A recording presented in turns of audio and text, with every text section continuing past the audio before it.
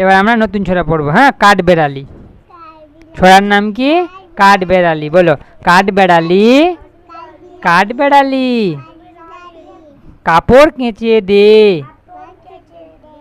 তোর বিয়েতে নাচতে যাব, ঝুমকো কিনে দে। হ্যাঁ, এই যে কাঠবিড়ালিকে বলছে কখন, হ্যাঁ এটা খুকিটা বলছে, কাঠবেড়ালি, কাঠবেড়ালি কাপড় কেচে দে, তোর বিয়েতে নাচতে যাব, ঝুমকো কিনে দে।